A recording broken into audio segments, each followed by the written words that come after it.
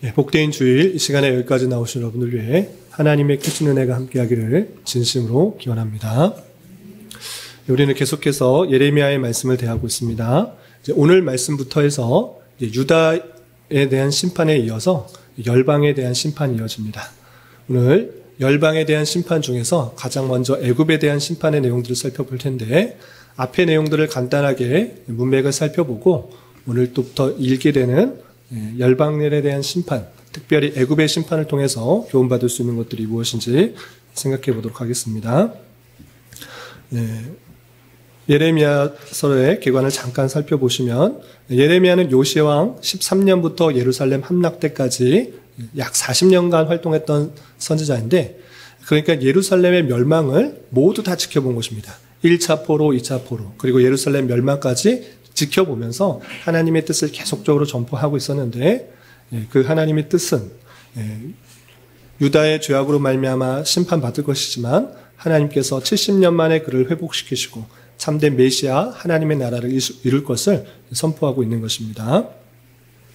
전체적인 구조 속에서는 첫 번째 부분에서는 유다를 향한 책망과 경고의 부분, 두 번째에서는 유다를 향한 심판과 소망이 있고요. 세 번째, 오늘부터 읽게 되는 것은 이제 유다에 대한 이야기 외에 또 열방에 대한 심판과, 그럼에도 불구하고 하나님께서 그 택하신 백성들에게 어떤 소망을 주는지 나와 있는 것입니다. 그리고 좀 문맥을 살펴보시면, 앞서서 우리가 지난 한 주간 동안 어떤 말씀들이 있었는가 살펴보면, 하나님께서 그 백성들을 그냥 무작정 심판하시는 것이 아니라 하나님께서 그 백성들을 너무나 사랑하시기 때문에 이스라엘 회복에 대해서 먼저 약속하신 것입니다. 그리고 그 백성들의 부패와 타락, 그리고 그 왕들의 죄악으로 말미암아 심판당하는 내용들이 34장부터 39장까지 설명되고 있습니다. 그리고 40장부터 45장까지는 이제 예루살렘이 함락되고 나서 그 남아있는 백성들은 어떡한가, 그 남아있는 흩어져 있는 백성들에게도 하나님의 말씀이 선포되고 어떻게 해야지 살아갈 수 있는지 예레미야를 통해서 계속적으로 알려주는 것입니다. 그럼에도 불구하고 예레미야를 통하여서 그 남아있는 백성들이 살 길은 다른 데에 있는 것이 아니라 바벨론에 항복하고 바벨론의 통치를 받으며 살아야 되지, 바벨론이 두렵다고 애굽으로 도망가면 안 된다, 계속적으로 알려주었음에도 불구하고 그 말씀에 순종하지 않고 이 남아있는 백성들이 예레미야와 바룩과 그 많은 사람들이 다 애굽으로 이주하여 가게 되는 것입니다. 이렇게 피난과 이주를 한 그 백성들을 하나님께서 진노하시고 그 백성도 심판하시겠다라고 말씀하시는 내용이 45장까지 이어지게 됩니다. 그리고 오늘 말씀부터 열방에 대한 이야기가 나오는데, 열방에 대한 예언들은 처음에는 애굽부터 시작해서 그 주변 나라의 여러 나라에 대해서 설명하고 있는데, 보시면 여러분들 갖고 계시는 큰 교환에 나와 있습니다. 46장에서는 애굽에 대한 심판에 대한 내용이 나오고요. 47장에서는 블레셋에 관한 심판의 내용, 그리고 48장에서는 모압, 49장에서는 암몬, 이렇게 그 주변의 나라들을 심판하신다라는 내용이 나오는데, 그 나라들이 다 바벨론에 의해서 멸망을 당하지만 이 바벨론도 하나님께서 치신다, 그 교만함을 가지고 치신다라는 내용이 마지막 51장에 나와 있는 것입니다. 이렇게 열방에 대한 심판의 내용들이 쭉 나오는데, 대표 가장 먼저 나오는 애굽에 대한 그 말씀을 살펴보도록 하겠습니다. 우선 전체의 서론격이라고 할 수 있는 46장 1절 2절 말씀을 같이 한번 읽어보도록 하겠습니다. 시작. 이방 나라들에 대하여 선지자 예레미야에게 임한 여호와의 말씀이라. 애굽에 관한 것이라. 곧 유다의 요시야 왕의 아들 여호야김 넷째 해에 유브라데 강가 갈그미스에서 바벨론의 느부갓네살 왕에게 패한 애굽의 왕 바로느고의 군대에 대한 말씀이라. 처음 시작 1절에 보시면 이방 나라들에 대하여 선지자 예레미야에게 임한 여호와의 말씀이라 라고 되어 있습니다. 그러니까 다음 46장부터 51장까지 나오는 여러 나라에 대한 하나님의 말씀이다 라고 되어 있는데, 이 말씀이 언제 주어졌는지는 정확하게 나와 있지 않습니다. 각각의 나라에 대한 그런 예언들이 있는데, 그 말씀들을 모아놓은 것으로 생각할 수 있습니다. 우리 예레미야를 쭉 읽어보신 분은 아시겠지만 하나님께 그 받은 그 계시의 말씀을 예레미야가 선포하고 다 바룩에 의해서 기록되었음에도 불구하고 이 왕이 교만하여서 그냥 불에 태워버린 것입니다. 그래서 다시 한번 기록하여서 정리하였는데 시대 순으로, 시간 순으로 쭉 기록된 것이 아니라 주제별로 하고자 하는 내용들로 다시 편집되었을 것입니다. 그래서 정확하게 이 나라들에 대한 예언들이 다 예루살렘이 멸망하고 난 뒤에 쭉 설명했다기보다는 앞서서 계속적으로 설명하였는데 모아서 뒷부분에는 부록과 같이 열방에 대한 심판의 말씀, 계시의 말씀들을 모아놓았다. 이렇게 생각하는 것이 더 합리적일 것입니다. 특별히 2절을 보면 추측할 수 있는 근거의 말씀이 이렇게 있는 것입니다. 그래서 2절 보시면 애굽에 관한 것이다. 이제 2절부터 계속 애굽에 대한 이야기를 먼저 한다라고 하고 있는데 이 애굽에 관한 계시가 언제 있었는가 또 어떻게 있었는가라고 표현되기 있기 때문에 그렇습니다. 2절 보시면 애굽에 관한 것이다. 다음은 이제 애굽에 관한 예언의 계시의 말씀이다라고 설명하면서 유다의 요시야 왕의 아들 여호야김 넷째 해에 유브라데 강가 갈그미스에서 바벨론의 느부갓네살 왕에게 패한 애굽의 왕 바로누고의 군대에 관한 말씀이라 되겠습니다. 여기서 성경을 익숙하게 읽지 않은 사람은 요시야 왕도 헷갈리고 여호야김 왕도 헷갈리고 유브라데 강도 모르겠고 갈그미스도 어렵고 바벨론 느부갓네살 왕 하나하나 단어가 너무 복잡하고 힘들 수 있습니다. 그런데 성경을 많이 읽고 또 수요 성경 공부 시간 때 또 여러 번 공부하신 분은 익숙하실 것 같은데 혹여나 처음 낯선 분을 위해서 특별히 교회학교 친구들 잘 모를 수 있어서 설명하니까 잘 들어주시기 바랍니다. 이 역사를 잘 알아야지 특별히 선지서를 읽는데 큰 도움이 됩니다. 교회학교 친구들 이거 잘 들어주시기 바랍니다. 또 작년부도 낯선 분들 잘 알지 못하는 분들은 수요 성경 공부 때 잘 배우시면 정리가 되는데 그렇지 않으신 분들을 위해서 설명하니까 주의 깊게 잘 들어주시기 바랍니다. 먼저 이 전체적인 시대를 보도록 하겠습니다. 옛날 때 특별히 중동 예루살렘 또 이스라엘 생성될 때는 아주 큰 세력의 나라들이 없었습니다. 그러나 이 아수르라는 나라, 아시리아, 세계사에서는 아시리아라고 표현되는데 이 아시리아라는 나라부터 점점 나라가 제국이 형성되는 것입니다. 그래서 아수르가 발흥하면서 내 세력들을 점점 키우면서 그 주변에 있는 나라를 다 점령한 것입니다. 그러면서 자연적으로 북이스라엘, 남하하면서 북이스라엘과 만나게 되는 것입니다. 북이스라엘도 처음에 그 나라가 우리가 대적할 수 없다는 것을 알고 조공을 들이면서 우리 치지 말아달라 이렇게 계속하는 것입니다. 그러나 아주 힘이 센 나라는 조금의 돈 받는 것, 세금 받는 것, 그것보다 나라를 차지하는 게 훨씬 유익인 것입니다. 그래서 무시하고 이 북이스라엘을 계속해서 공격해 오는 것입니다. 이때 북이스라엘은 어떻게 했는가? 자기의 힘으로 안 되자 애굽의 도움을 요청한 것입니다. 이 남쪽에 아주 큰 나라, 정통적으로 좀 큰 나라가 있기 때문에 이 나라에게 도움을 요청하면 이 아수르와 좀 비벼볼 수 있겠다, 좀 전쟁해 볼 수 있겠다 생각하여서 도움을 요청하지만 그 도움을 제대로 받지 못하고 이 북이스라엘은 약 3년간의 포위에 따라서 멸망하게 되는 것입니다. 그리고 나서 이 아수르가 이제 북이스라엘 차지했으니까 여기까지만 차지해야겠다라고 생각하겠습니까? 아니면 더 세력을 펼치겠습니까? 당연히 밑에 더 좋은 나라들이 많고 빼앗을 것 많으니까 더 남하하는 것입니다. 그래서 아수르 왕 사네립은 계속해서 남하하면서 북이스라엘 바로 밑에 있는 작은 나라, 아주 작은 나라, 우리나라 강원도만 하는 아주 작은 지역에 그런 나라가 있기 때문에 그것을 위협하는 것입니다. 그런데 이때 왕, 사네립 때 남유다의 왕이 누구였는지 혹시 아십니까? 히스기야가 맨 처음에는 자기의 돈을 들여서 또 어쩔 수 없이 뇌물 바쳐가면서 또 성전에 있는 금 떼어다가 바치다가 계속적으로 돌아가지 않자 하나님께 기도합니다. 하나님 어떻게 이렇게 망할 수가 있습니까? 라고 탄원하며 기도할 때 하나님께서 영안을 열어주셔서 그 수많은 천군들이 있는 것을 보게 됩니다. 그리고 다음날 아침에 보자 그 수많았던 아수르의 군다가 다 죽고 왕만 겨우 돌아가서 자기 나라로 돌아가게 되고 신하들에 의해서 죽게 되는 일이 일어나게 됐던 것입니다. 18만 5천 명이라는 대군이 죽게 됨으로 말미암아 이 아수르는 점점 세력이 약해졌습니다.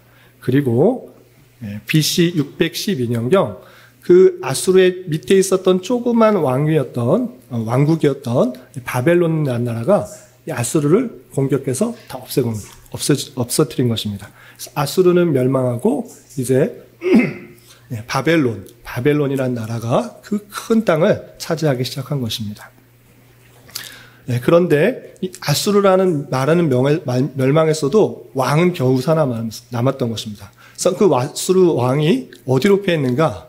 내가 살려면 큰 나라로 도망가는 게 좋겠다 생각해서 애굽으로 도망간 것입니다. 그래서 아시리아와 왕, 아수르의 왕인 우빌 2세가 애굽에 피하여 있다가 이 애굽의 왕인 바로 느고와 힘을 합하여서 하기보다는 내가 이쪽 지역을 잘 아니 내 말대로 따르면 이 바벨론을 칠 수 있다라는 이야기를 해 주어서 이 바로 느고가 아수르의 이야기를 듣고 북쪽으로 바벨론을 정벌하러 가는 것입니다.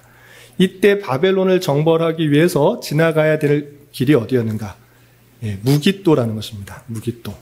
무깃도라는 곳을 지나가게 되는데 이때 유다의 왕이었던 요아스가 그 길을 막고 못 가게 하는 것입니다.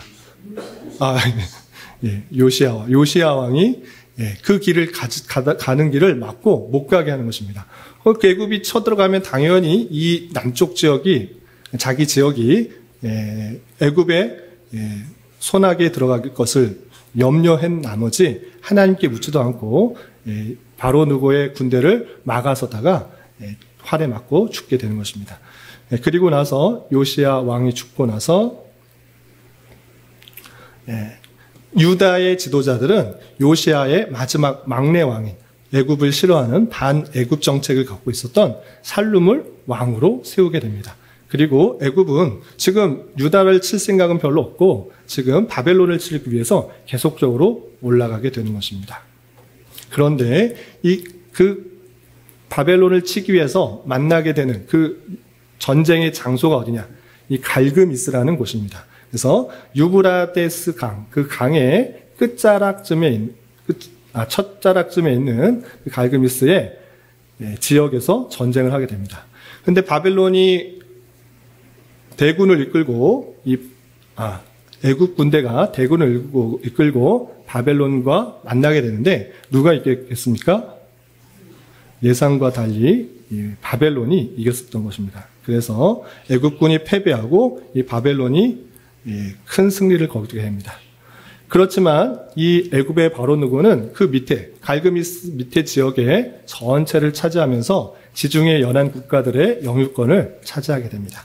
그리고 바로 느고는 유다의 여호아스를 살룸을 폐위시키고 그의 형인 엘리야김을 여호야김이라고 개명시킨 이후에 애굽의 봉신군주로 임명한 것입니다. 그래서 요시야 왕이 죽고 살룸이 왕으로 되었다가 다시 그의 형인 여호야김이 왕이 된 것입니다. 그래서 여호야김 4년째 되는 해에 또 무슨 일이 있었느냐? 첫 번째 전쟁에서 졌지만 이 애굽은 포기하지 않는 것입니다. 바벨론 칠 수 있을 것 같은데 우리 군사가 훨씬 많은 것 같은데 내가 용병도 다 사들여서 함께 싸우면 이길 것 같은데 그런 생각으로 다시 약 4년 만에 2차 전투를 치르는 것입니다. 그것이 오늘 본문에서 나오는 갈그미스 전투인 것입니다. 그래서 2차 갈그미스 전투에서 또다시 누가 승리하는가? 애굽이 승리한 것이 아니라 바벨론이 승리하게 된 것입니다. 그래서 바벨론은 점점점 세력을 남하하고 애굽은 점점점 세력을 낮춰서 다시 고국으로 돌아가는 데 있는 것입니다. 이때 여호야김 4년 BC 604년에 2차 갈그미스 전투에서 짐으로 말미암아 바벨론이 세력을 점점 확장해서 유다까지 이르게 되고 유다의 여호야김 4년 때 1차로 바벨론으로 포로로 끌어가는 일들이 있는 것입니다. 이때 끌려간 사람이 누구입니까? 다니엘이 이때 끌리게 됩니다. 여기 뒤에 또 설명할 것들이 있지만 여기까지만 살펴보도록 하겠습니다. 이렇게 애굽의 군대가 점점 북상하여서 바벨론과 전투하는 그런 상황 속에서 대부분의 사람들, 대부분의 유대 사람들과 또 주변의 암몬이나 모압이나 그런 나라들이 애굽 군대가 드디어 올라오는구나. 이제 바벨론 세력은 힘이 없어지겠다. 이렇게 생각할 때였을 것입니다. 정통적인 강호 나라, 정통적인 국방력이 센 이 애굽 군대에 대한 승리를 예측하고 있을 때 하나님께서는 애굽 군대의 패배를 예언하고 어떻게 될 것인지에 대해서 설명한 것입니다. 그래서 2절에서 나왔던 유브라데강 강가 갈그미스에서 바벨론의 느부갓네살 왕에게 패한 애굽 왕의 바로누고의 군대에 대한 말씀을 이미 선포한 것입니다. 그 전쟁이 누가 이길 것인지 이미 하나님께서 예레미야를 통하여서 알려주고 깨닫게 하신 것입니다. 그 군대의 패배의 모습이 3절부터 9절까지 다 있는데 내용이 기니까 몇 절만 보겠습니다. 5절, 6절 같이 한번 읽어보겠습니다. 애굽 군대의 패배의 모습 46장 5절, 6절 함께 봉독합니다. 시작. 여호와의 말씀이니라. 내가 본즉 그들이 놀라 물러가며 그들의 용사는 패하여 황급히 도망하며 뒤를 돌아보지 아니함은 어찌미냐. 두려움이 그들의 사방에 있음이로다. 발이 빠른 자도 도망하지 못하며 용사도 피하지 못하고 그들이 다 북쪽에서 유브라데 강가에 넘어지며 엎드러지도다. 애국 군대에게 3절 4절 보면 방패 다 닫고 싸워봐라. 기병 말라 안장 타면서 투구 쓰고 창 갖고 한번 싸워봐라. 그런데 너희들은 황급히 도망가게 될 것이다. 완전히 피하게 도망갈 것이다. 유브라데 강가에서 다 넘어질 것이다. 이 갈그미스 전투에서 패배하게 될 것을 다시 한번 선언하고 있는 것입니다. 그리고 그 나일강에 그런 불어난 같이 많은 군사들이 올지라도 그 군대는 완전히 패하게 될 것이다 라고 하나님께서 9절까지 설명해 주고 있는 것입니다. 그런데 이렇게 애국 군대가 심판을 받아 지게 될 것인데 이 지게 되는 것 이것이 누구의 주관이고 또 그 결과로 말미암아 어떻게 되는지 계속적으로 설명해 주고 있는 것입니다. 마지막 부분인 10절부터 12절 같이 한번 읽어보겠습니다. 시작. 그날은 주 만군의 여호와께서 그의 대적에게 원수 갚는 보복이 이르리라. 칼이 배부르게 삼키며 그들의 피를 넘치도록 마시리니 주 만군의 여호와께서 북쪽 유브라데 강가에서 희생제물을 받으실 것이미로다. 처녀딸 애굽이여 길르앗으로 올라가서 유양을 취하라. 내가 치료를 많이 받아도 효력 없이 낫지 못하리라. 내 수치가 나라들에 들렸고 내 부르심은 땅에 가득하였니 용사가 용사에게 걸려 넘어져 둘이 함께 엎드려졌습니다. 애굽의 큰 군대와 바벨론의 큰 군대 아주 대군이 붙어져서 누구 하나는 지는 것이 당연할 것입니다. 그런데 내가 볼 때 그냥 애굽이 진다. 지략이 부족하고 또 국방력이 약하니까 질 것이다. 이런 정도의 승패를 예언하는 것이 아니라 누가 질 것이라고 그냥 앞니를 예보하는 그런 정도가 아니라 이 애굽이 지게 된 것은 하나님께서 심판하는 것이다. 하나님께서 보복하신 것이다. 애굽을 망하게 하신 것이다. 라고 분명히 선언하고 있는 것입니다. 그리고 그 나라가 이쪽 저쪽에서 치료를 받아 다시 한번 힘을 내보려고 해도 그것은 효력이 없고 아무 소용이 없는 것이다. 하나님의 심판의 손길이 있는 것이기 때문에 아무 소용 없는 것이다. 라고 분명히 말해주는 것입니다. 이렇게 애국과 그리고 바벨론의 군대가 전쟁에서 승리와 패배가 나는 것 예언하는 정도가 아니라 하나님의 그 애굽의 그 모습을 심판하는 손길로 멸망하게 될 것을 예언하고 있는 것을 볼 수 있습니다. 그런데 12절까지는 갈그미스 전투에서 패배할 것을 말하고 있지만 이제 13절부터는 앞으로 그 나라가 전쟁을 쳐들어와서 진 것 이것에 그치지도 않고 애굽에서의 그 모습을 이제 바벨론이 쳐들어와서 멸망시킬 것을 설명하고 있는 것입니다. 그 내용이 13절부터 26절까지 길게 되어 있습니다. 달진 않고 먼저 13절부터는 어떤 예언이 시작되는지에 대한 서론 부분인데 13절만 함께 같이 읽어보겠습니다. 시작. 바벨론의 느부갓네살 왕이 와서 애굽 땅을 칠 일에 대하여 선지자 예레미야에게 이르신 여호와의 말씀입니다.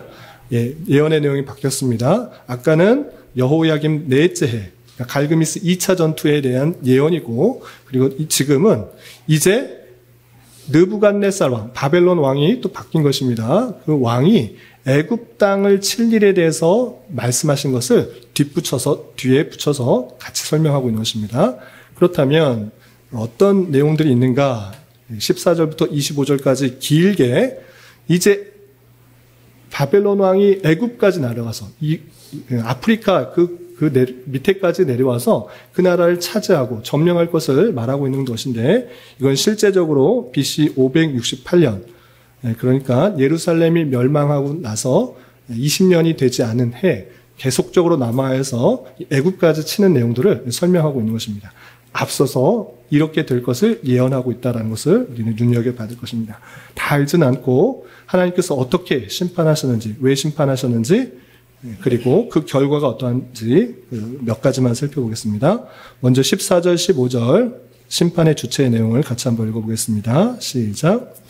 너희는 애굽에 선포하며 믹돌과 높과 다바네스에 선포하여 말하기를 너희는 굳건히 서서 준비하라. 내 사방이 칼에 삼키었느니라. 너희 장사들이 쓰러짐은 어찌함이냐. 그들이 서지 못함은 여호와께서 그들을 몰아내신 까닭이라. 심판을 당하게 되는데, 애굽의 믹돌, 롭, 다바네스 중요한 도시들 선포해라. 너 서서 전쟁 준비해봐라. 너 사방에 칼이 둘러쌌다. 이제 전쟁이 임하게 될 것이다. 그런데 너가 승리하지 못할 것이다. 왜? 하나님께서 너희들을 몰아낼 것이기 때문에 너희는 승리할 수가 없다라는 것들을 설명하고 있는 것입니다. 그리고 여러 가지 전쟁의 그 참혹한 모습들을 설명하고 있는데 다 알지는 않고, 그리고 그 결과 전쟁에서 다 지게 됨으로, 멸망당하게 됨으로 말미암아 어떤 일들이 있는지 마지막 부분인 24절, 25절을 함께 읽도록 하겠습니다. 시작. 딸 애굽이 수치를 당하여 북쪽 백성의 손에 부침을 당하리로다. 만군의 여호와 이스라엘의 하나님께서 말씀하시니라. 보라, 내가 노예 아몬과 바로와 애굽과 애굽 신들과 왕들 곧 바로와 그 미릇 의지하는 자들을 벌할 것이라. 북쪽 백성의 손이라는 것은 바벨론의 손이라는 것이고, 그 바벨론의 손에 의해서 애국이 완전히 수치를 당한, 그 화려했던, 그 명성 높았던 나라의 그 모든 것들이 없어지게 될 것을 예언하고 있는 것입니다. 그리고 다시 한번 이것은 그냥 우연히 일어난 것이 아니라 여호와 하나님의 주권 가운데 일어나게 될 것을 말하고 있는데, 그렇게 전쟁에서 패배를 당한 애굽이 어떻게 되는가, 또 왜 그러하시는가 보시면, 내가 하나님께서 노예 아몬과 되는데, 여기 노예 아몬은 남애굽의 신 중에 하나다, 그냥 이렇게 생각하시면 되겠습니다. 그 애굽의 신과 바로와 애굽의 신들과 왕들, 곧 바로와 및 그를 의지한 자를 벌하기 위하여서 그렇게 하신 것이다. 우연히 일어난 것이 아니고, 그냥 앞날을 그냥 있을 일을 그냥 말해주자는 것이 아니고, 하나님의 주권 가운데 애굽 왕들, 그리고 신들, 의지하는 자들 다 벌하기 위해서 그렇게 된 것이고, 그러한 심판의 멸망을 당할 것을 설명하고 있는 것입니다. 그런데 그리고 심판 후에 있을 일, 그 마지막에 심판 중에서도 그 땅은 어떻게 지키실지도 마지막 26절에 이렇게 말씀하고 있습니다. 26절 계속해서 읽어보겠습니다. 시작. 내가 그들의 생명을 노리는 자의 손, 곧 바벨론의 느부갓네살 왕의 손과 그 종들의 손을 넘기리라. 그럴지라도 그 후에는 그 땅이 이전같이 사람 살 곳이 되리라. 여호와의 말씀이라. 하나님께서 그 신들과 왕들과 그를 따르는 그런 자들을, 의지하는 자들을 다 멸하시는데, 그럴지라도, 그런 심판이 있을지라도 그 후에는 땅이 이전같이 사람 살게 될 것을 말하고 있는 것입니다. 그 결과의 내용들도 말하고 있고, 이런 애굽의 심판 속에서도, 강력한 심판 속에서도 하나님께서는 마지막에 계속적으로 회복과 또 하나님께서 그 선민을 향한 그런 은혜들을 설명해 주고 있는 것입니다. 마지막이 27절에 28절에 이스라엘 회복에 대한 하나님께서 그 백성들을 지키시기 위한 말씀이 나오는데 먼저 선민을 향한 어떤 약속을 하시는지 27절 먼저 같이 읽어보겠습니다. 시작. 내 종 야곱아 두려워하지 말라. 이스라엘아 놀라지 말라. 내가 너를 먼 곳에서 구원하며 내 자손을 포로된 땅에서 구원하리니 야곱이 돌아와서 평안하며 걱정 없이 살게 될 것이라. 그를 두렵게 할 자 없으리라. 그런 심판이 있을지라도 그 강력한 나라가 그 거대한 나라가 멸망하게 될지라도 두려워하지 말라. 놀라지 말라. 그 나라는 멸망할지라도 하나님의 택하신 백성들 내가 끝까지 지키실 것이다. 내가 구원할 것이다. 곳곳에서 흩어져 있는 그 사람들 다 구원할 것이니까 그리고 돌아와서 걱정 없이 평안하게 살 것이니까 걱정하지 말고 놀라지 말라라고 또 약속하는 것입니다. 그리고 28절에서는 두려워하지 말라고 하면서도 하나님께서 그 백성들이 잊지 말아야 될 내용들을 마지막에 덧붙이고 있는데 우리 마지막으로 28절 같이 한번 읽어보겠습니다. 시작. 여호와의 말씀이니라. 내 종 야곱아 내가 너와 함께 있나니 두려워하지 말라. 내가 너를 흩떴던 그 나라들은 다 멸할지라도 너는 사라지지 아니하리라. 내가 너를 법도대로 징계할 것이요 결코 무죄한 자로 여기지 아니하리라 하시니라. 마지막에 결코 두려워하지 말고 포로에서 회복할 것이니까 그리고 내가 너와 항상 함께 있으니까 두려워하지 말라. 다른 나라들은 다 멸망할지라도 너희는 사라지지 않을 것이니까 걱정하지 말라라고 말씀하십니다. 그런데 맨 마지막에 이렇게까지만 말씀하시면 될 것 같은데 또 특이한 말씀을 덧붙이고 있습니다. 내가 너를 법도대로 징계할 것이고 무죄한 자로 여기지 아니할 것이다 라고 말씀하고 있습니다.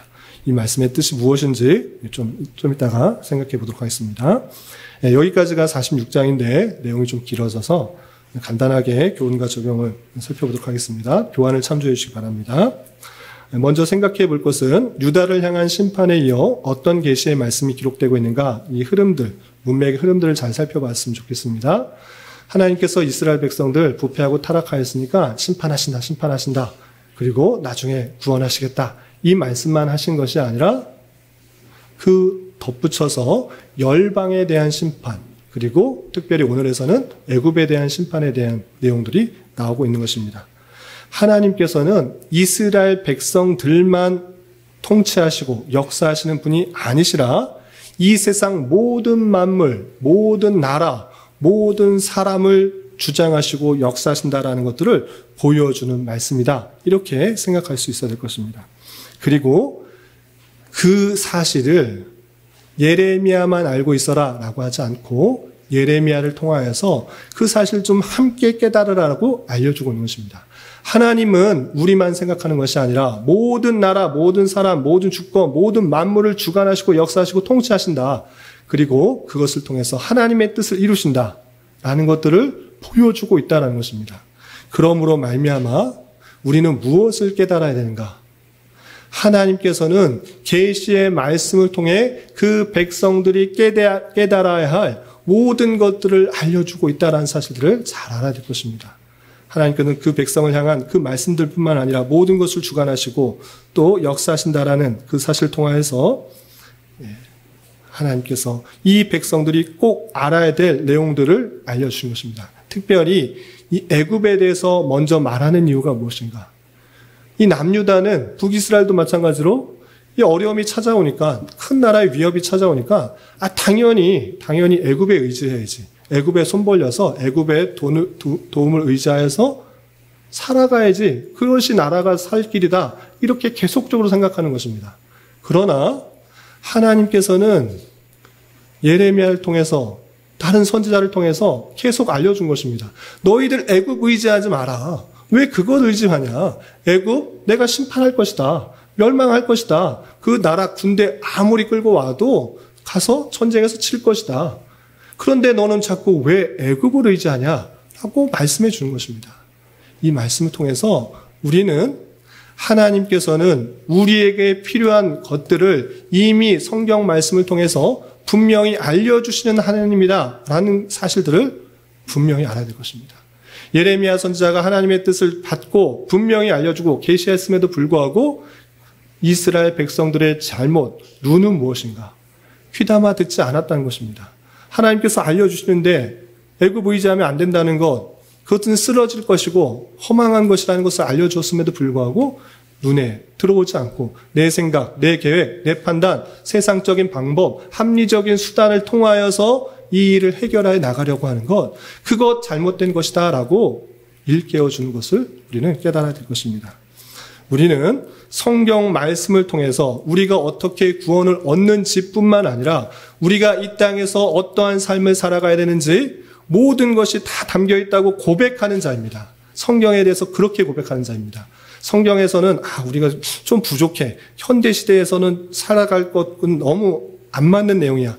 옛날 얘기야. 이렇게 생각하는 것이 아니라 오고 오는 세대 속에 우리가 어떠한 자세로 하나님을 섬겨야 되며 이 땅을 살아가야 되는지 충분히 가득히 담겨 있다라고 고백하는 그런 자세가 되어야 되는 것입니다. 다른 것에서 하나님의 뜻을 찾는 것이 아니라 성경을 통해서 하나님의 뜻을 찾고 그 계시의 말씀을 근거로 이 세상을 분별하며 행동하는 자가 되어야 되는 것입니다.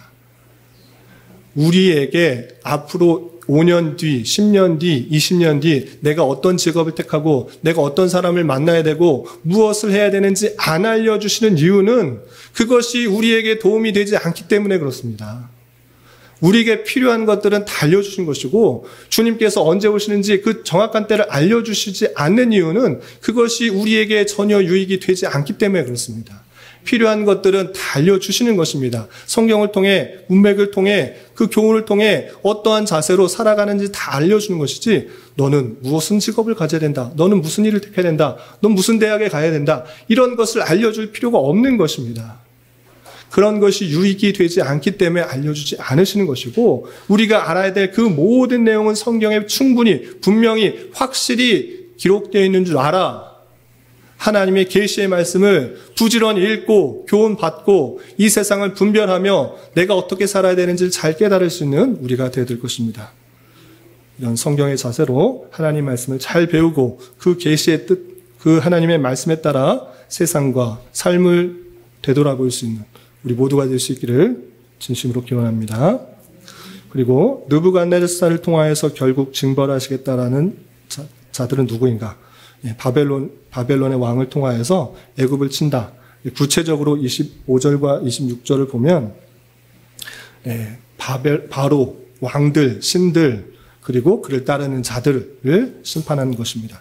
그러니까 쉽게 말해서 하나님을 외면하고 자신의 힘과 자신의 능력, 자신의 권세, 세상적인 어떤 것을 통하여서 이겨보려고 세상을 살아보려고 하는 그 모든 것들을 심판하시겠다라고 하시는 것입니다. 하나님은 알지 못한 채 자신의 외적인 힘 그리고 헛된 우상을 의지하는 자들 하나님께서 심판하신다. 반드시 진노하신다. 각가지 작은 방패, 큰 방패, 기병, 활, 창, 투구 다 쓰고 한번 나아가 봐라. 이길 수 있나 한번 해봐라. 안 된다. 그거 안 된다. 하나님 외에 다른 것을 의지하고 따르는 것은 하나님께서 반드시 심판하신다라는 그 말씀을 보여주시는 것이 오늘 애굽에 대한 심판의 내용인 것입니다. 애굽은 하나님을 알지 못하고 자신의 힘과 능력만을 믿고 살아가는 세상을 드러내고 있습니다. 아무리 외적으로 많은 경제력과 또 문화의 힘, 군사력이 강한 나라 할지라도 이것은 상대적인 뿐이고 영원하지 않다는 것입니다. 바벨론이 있기 전까지는 애굽이 큰 나라, 큰 힘이 센 나라, 무력이 강한 나라, 돈이 많은 나라, 그런 나라일지 몰라도 그것이 영원하지 않은 것입니다. 바벨론이라는 나라가 더 세긴 나라고 와서 애굽을 무찌르는 것입니다. 그럼 바벨론 나라는 영원한가? 또 바사에 의해서 무너지게 되고 또 계속적으로 무너지는 것입니다. 이 세상의 어떤 물질적인 것은 영원하지 않다라는 것을 보여주는 일이라는 것을 우리는 잘 깨달아야 할 것입니다. 내가 정말 신뢰하고 의지하고 따르고 추구하는 그것이 하나님 외에 다른 것이라고 하면, 하나님이 주신 가치 그거 외에 다른 것이라면 언제든지 변할 수가 있고 하나님께서 그것을 심판하실 수 있는 줄 알아 우리는 오직 참되시고 영원하시고 의로하신, 일양 변함이 없으시는, 회전하는 그림자도 없으시는, 천지 창조 때부터 이 세상 끝날까지 택하신 백성들을 끝까지 사랑하시고 지키고 보호하시고 운행하시는 그 하나님만을 참으로 믿고 의지하며 나아가는 자가 되어야 될 것입니다. 여러분들은 지금 무엇을 의지하고 무엇을 기대하고 있습니까? 하나님께 참으로 무릎 꿇고 나아가고 있지 않는다고 하면, 하나님께 참으로 간절히 나아가고 있지 않는다고 하면 우상 숭배요, 또 멸망할 그 애굽의 길을 따르는 것이 될 줄 알고 삼가 조심하여 참으로 하나님만을 따르고 의지하는 우리가 되어야 될 것입니다. 그런 저와 여러분 되시기를 주님의 이름으로 부탁을 드립니다. 그리고 이런 애굽의 심판 가운데서도 계속해서 덧붙이는 내용이 있습니다. 다른 데서도 계속 설명하지만 심판 가운데 계속해서 하나님의 회복들을 계속적으로 알려주고 계시는데, 오늘 이 말씀에서도 하나님께서는 그 백성들 놀라지 마라, 두려워하지 마라, 걱정하지 마라, 염려하지 마라. 내가 모든 나라들 다 멸망할지라도 너희들 끝까지 지켜보한다. 포로된 그 곳에서 다 불러올 것이다. 다 구원할 것이다. 내가 너희와 항상 함께 있을 것이니까 걱정하지 말라라고 알려주는 것입니다. 그런 분이 우리의 하나님인 것입니다. 이 세상 모든 것들은 변하고 모든 것은 멸망할지라도, 가장 가까운 사람이 떠날지라도, 가까운 사랑했던 사람들이 떠날지라도, 정말 존경했던 사람들이 변절하고 죄악 가운데 빠질지라도, 이 세상 모든 것은 변할지라도 하나님은 우리와 항상 함께 하시고 우리에 향한 놀라운 계획들을 펼치는 줄 알아 우리는 두려워하지 말며 낙심하지 말며 좌절하지 말며 실망하지 말아야 될 것입니다. 하나님이 항상 우리와 함께 하신다는 사실을 잊지 않으며 우리에게 여러 가지 환난과 같은 상황 속에서도, 나라가 망하는 것 같은 상황 속에서도, 교회가 무너지는 것 같은 상황 속에서도 담대하게 우리의 길을 걸어 나가야 될 것입니다. 그리고 그 마지막 부분에 28절에 덧붙이는 내용이 있습니다. 하나님께서 함께 하시니까 두려워하지 말고 내가 회복할 거니까 걱정하지 말라. 이렇게 끝내시면 좋을 것 같은데 마지막에 이해할 수 없는 표현 같은 말을 덧붙입니다. 내가 너를 법도대로 징계할 것이요 결코 무죄한 자로 여기지 아니하리라. 하나님은 사랑이 많으신 자입니다. 하나님은 긍휼이 많으시고 자비가 풍성한 자이십니다. 그럼에도 불구하고 그 하나님에게 빠질 수 없는 속성이 무엇인가? 공의의 하나님입니다. 그 택하신 백성들 잘못하는 것, 죄 짓는 것 가만히 놔두고 그래 잘했어, 그냥 넘어갈게 이러시는 분이 아니라 잘못한 것에 대해서 그 대가를 치르도록 하는 것입니다. 그 죄를 그냥 눈 감아 넘어가시는 것이 아니고 그 잘못한 것을 공의롭게 심판하시는 분이시다라고 알려준 것입니다. 그 백성들 왜 멸망했습니까? 왜 포로로 끌려간 것입니까? 하나님 불순종했기 때문에, 하나님을 참으로 의지 아니하였기 때문에 그렇게 된 것입니다. 그러므로 그 잘못에 대해 징계한 것이고 또 무죄한 자로 여기지 않겠다, 죄가 있다라고 말하는 것입니다. 그러면 이 죄를 어떻게 해결할지도 오늘 본문에서는 명확하게 드러나 있는 것 같지 않지만 문맥 속에서 또 예레미야 25장에서 분명히 말씀했다시피 그 나라가 회복되는 것은, 하나님의 나라가 완성되는 것은, 그들의 죄가 없어지게 되는 것은 다윗의 자손이요 하나님의 아들인 아무 죄 없으신 하나님의 본체이시고 하나님의 영광의 그 모습이신 그분께서 우리의 죄를 위해서 이 땅에 오시고 우리의 죄를 다 담당하시기 위해서 십자가에 달려 돌아가시는 형벌을 치름으로 우리의 죄가 없어지게 되는 것입니다. 하나님께서는 그 계획들을 계속적으로 말씀해 주시고 우리가 죄가 없이 되게 되는 오직 한 가지 이유는 우리의 죄를 대신 지신 예수 그리스도를 믿음으로 말미암아 된다는 사실을 기억하며 그 분께서 이미 2000년 전에 오셔서 십자가의 사역으로 모든 것을 완성시킨 줄 알아 그분을 참으로 믿고 죄사함과 또 구원의 은혜들을 누려야 될 것입니다. 우리는 이 구원의 말씀으로 위로를 받고 또 우리가 만나게 되는 여러 가지 어렵고 힘든 상황이 있을지라도 늘 우리가 함께 계시는 하나님을 의지하며 잘 견뎌나갈 수 있을 것입니다. 이런 은혜가 저와 여러분 우리 모두에게 있기를 진심으로 기원합니다. 기도하겠습니다. 하나님 아버지 감사합니다. 오늘 말씀을 통하여 애굽에 대한 심판 예언의 말씀을 살펴보았습니다. 이런 말씀을 대하는 자로서 당장의 눈앞에 보이는 것으로만 판단하는 것이 아니라 오직 하나님의 말씀을 기준으로 판단하며 이 세상을 분별하게 하여 주시고 외적인 번영과 힘과 풍요만을 강조하는 세상의 가치관을 따라가거나 또한 의지하는 것이 아니라 오직 모든 것을 주관하시고는 주님만을 참으로 의지하고 신뢰하는 자 되게 하여 주시고 하나님의 택하신 백성은 하나님께서 끝까지 지켜주시고 구원하시는 줄 알아 주어진 상황이 너무 힘들고 어렵다고 할지라도 주님과 늘 동행하며 잘 감당하여 천국 백성으로 잘 훈련되며 연단되어 줄 수 있도록 은혜를 더하여 주시옵소서. 예수님의 이름으로 기도 올리옵나이다. 아멘.